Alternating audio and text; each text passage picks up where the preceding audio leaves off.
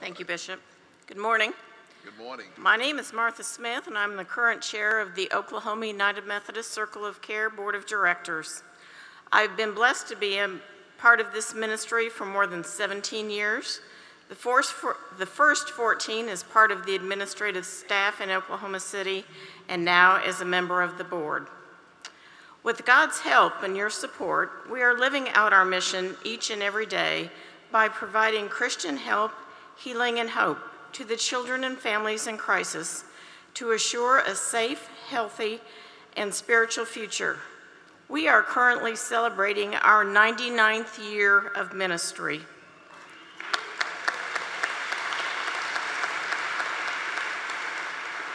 I am here this morning to share with you a few of our accomplishments this past year, and please refer to page 54 in your packet for our full report.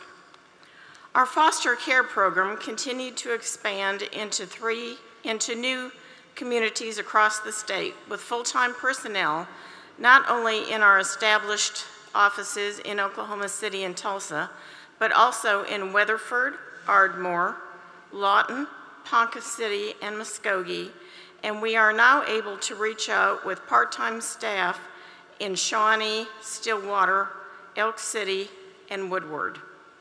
Our Native American foster home on the children's campus in Tahlequah reunited a sibling group of 5 children last April. Once we learned there were more than 1,500 Hispanic and Latino children in state custody, and there are only 131 Hispanic homes to provide their care, we began an outreach program to these communities. We now have 5 Spanish-speaking homes pending approval.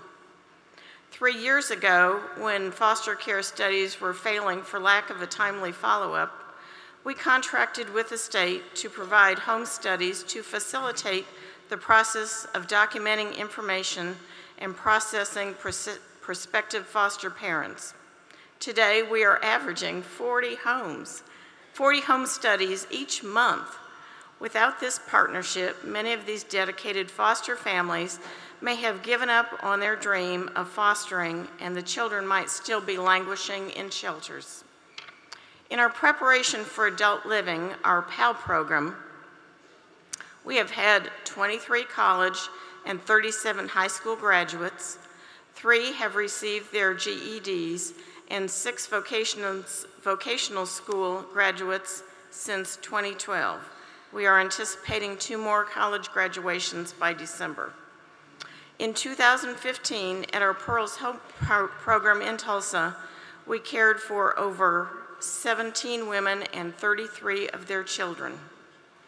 Bishop and Dee, your support to our ministry has had a tremendous effect on all of us, especially those we serve, and we thank you for your continued prayers.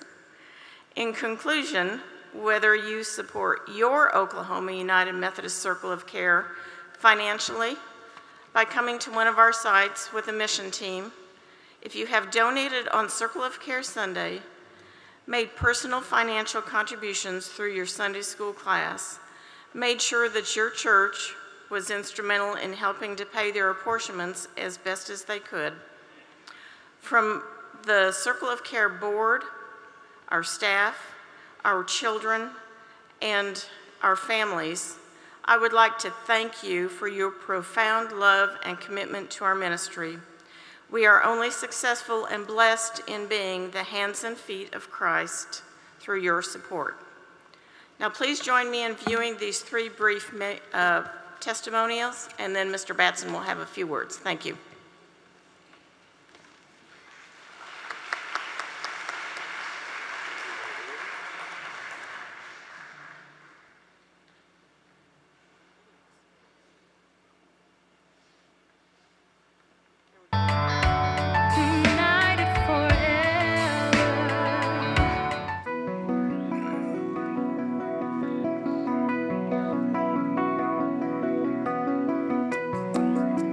My name is Jay Smith. I'm the associate pastor at New Covenant United Methodist Church in Edmond. I've been working there for 3.5 years, almost 4, and my specific roles there are outreach and nurture, and so I deal with congregational care, and try to head up some of the outreach stuff that we do in the community around us. I first became aware of foster care and the need of foster parents. It's been a long time. I have good friends, Brian and Julie LePat, who started fostering, adopting. I think their oldest kids are 18 and 16 now. And so at least for the last 15, 16 years, I was aware of the need of foster parents, but it didn't become a reality for my family probably until the last 3 or 4 years. The things that really happened to push that to the forefront of my wife and I making the decision to become foster parents was really Jesus. It was the transformation of our lives by the grace of God and the call that He put on our lives to become not just foster parents, but people of compassion in the world around us. And it really manifested itself for us specifically in foster care. In our process of becoming foster parents, we've realized what it means to love unconditionally. We've realized what it means to be vulnerable. We've realized in some part what it means to suffer. And I think that's one of the hard things for foster parents or people thinking about becoming foster parents is they're worried about all of the heartbreak that, well, what if I take care of this kid for a year or 2 years and I go really attached and he becomes or she becomes part of our family, and then we have to work towards reunification with bio parents and eventually this kid leaves. For us, what we've realized in the midst of that, because that was at times a reality for us. We thought that this was just a temporary thing. And how I always landed in my response to that is that we believe in a God who decided the way to show His love for us was to suffer. And so for me, every step of the way in this process has been a development of my understanding of God. And also what happens is in Him is you realize that God is the God of the fatherless. And these processes work themselves out in divine ways. I can give you about 100 different references to this, but there were things where I felt massively unequipped to handle, to deal with, to work through. And every time that I started feeling completely just inept, God would respond by equipping me, giving me the things to say, the things to do, the ways to respond. And I had a good friend who helped me in a lot of my early couple months of being a foster dad who said that God doesn't call the equip, He equips the call. And so for me, I've seen that every step of the way.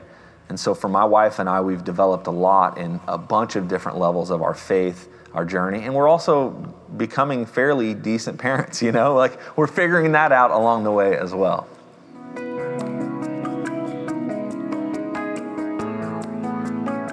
Well, what brought me here to Pearl's Hope was I really needed some guidance and some support in my life. Growing up, I didn't have any of that. I came from an abusive home and very dysfunctional in my home. And then whenever I became a young adult, I continued in that dysfunctional life. I was in several abusive domestic violence relationships. I also struggled with alcoholism and drug addiction for 25 years. And whenever I came here to Pearl's Hope, I was looking for, like I said, some support and some guidance, and also someplace safe for my children and myself. And that's what I got here at Pearl's Hope. With my employment goals, another thing that the staff here has really helped me with is creating a resume. I've had mock job interviews to help me figure out maybe where my weaknesses are whenever I'm interviewing. I have gone on several interviews, so I'm asked daily to do job search. I do that online, and also I put in applications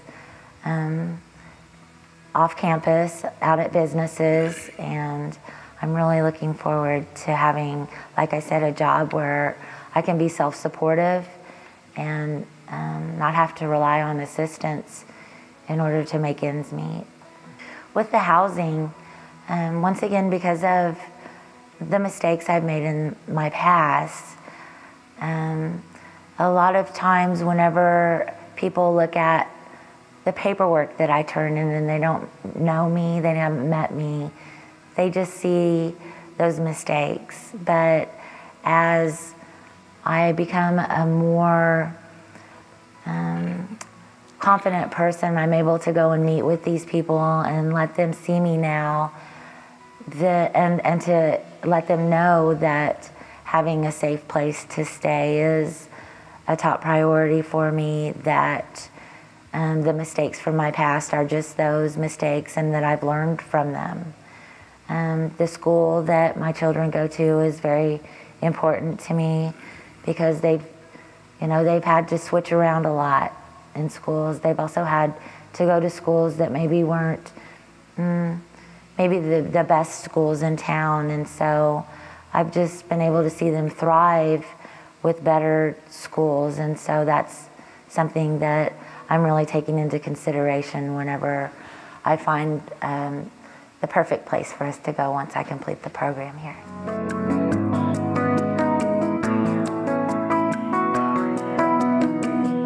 My name is Mallory Speaks. I'm a senior this year at NSU. I'm studying criminal justice, and then I'm also minoring in Homeland Security and the Collegiate Officer Program. And I'm from Fort Smith, Arkansas. Before I came to the PAL program, I was living on campus in the dorms, and it was fine and all, but it was very expensive. And then November 18th, 2013, my mother was in a horrible car wreck, and she lost her right arm. And so then she also lost her job because she was unable to do nursing, continue with that. So with her being a single mom and still raising my little sister at home, she couldn't afford to give me the extra money to pay for my living on campus. And I heard about the PAL program from a friend, and she was like, I know where we can live for free, and blah, blah, blah. All we gotta do is volunteer hours and room checks and stuff like this. And I was like, you're kidding. I was like, there's nothing like that. I was like, nothing in this world's free. And she's like, just come check it out. And I was like, okay. So basically just came over here for giggle, just to get out of it, see what it was like. And then we came over and we did a tour, and I kind of just fell in love with the program. Everyone was really nice, and got the application and applied for it. Something that I started doing when I came here that I've never done before was volunteer hours. And I've always been like a giving person and a serving person, but I never noticed how humbling doing volunteer hours could be. And it's got me partnered with a local mentorship here in town. And so I get to go once a week to an elementary school, and I mentor these two little girls that just have a special place in my heart. They're like little sisters now. But that's one thing, having to get the volunteer hours. So getting to do that was really cool. And the PAL program opened that up to me, because I wouldn't have even known how to get involved in volunteer hours if it wasn't for that. And then this past summer, when I was doing my CLEAT training, the PAL program and Circle of Care paid for my law enforcement driving training class that was in Oklahoma City for a week, and they paid for my hotel. And if they wouldn't have been able to do that, I would have still been needing to take that class. But now I'm like finished with everything because they were able to help me with that. So that was really a huge blessing. So we meet with Nick. You're supposed to meet with her at least once every other week. I think I meet with her about 2 or 3 times a week. Built a good relationship with her and Kristen and Keith here. But she's also taught us how to make a grocery list and how to stick to that while shopping. Because before I came here, I had no idea how to go buy my own groceries, other than buying like junk food to keep in the dorms. But now that I've moved here, she showed us how to shop healthier, and so it's like literally everything I buy now is like healthy food. So there was that. And then she's also kind of taught us how to like manage our money and keep a close eye on that better. If the PAL program wasn't here, I probably wouldn't have been able to finish my senior semester or senior year at NSU. I would have had to move home and live with my mom and work and help her. So my college would have ended right there, pretty much, because I couldn't afford to still live on campus and go to school full time and everything. So that's probably what would have happened without the PAL program.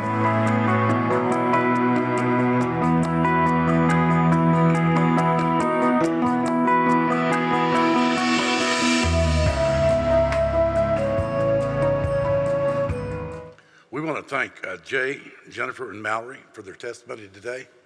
We have only a few minutes, and we have some people coming, and hopefully we're going to help thank you celebrating our 100th year, or coming up on it. The churches you just saw highlighted, we have a plaque. We honor the 5 largest supporters of the Circle of Care every year. And then the smaller congregations, we honor the 5 churches that help us according to their average attendance. We don't want to leave the smaller churches out. We were so blessed by our churches, we couldn't do our ministry without it. At the end of the year, we had 414 active Methodist churches, and 88% of those gave 100% of their apportionments to the Circle of Care. If you combine that with our special gifts that come along with our apportionments, we received well over 100% of our apportionments from our churches. We could not do it without you. We had 4% gave a combination of 56%, did all they could do. So without our churches, we would not be able to provide the services that you've seen today. So we want to thank our churches, our staffs here. We're going to hand out some little mementos, but know that you're served. If you're one of those top 5 churches, if you'll come by our booth, we'd like to honor you with a plaque for your service. Thank you. Very good. Thank you. Thank you.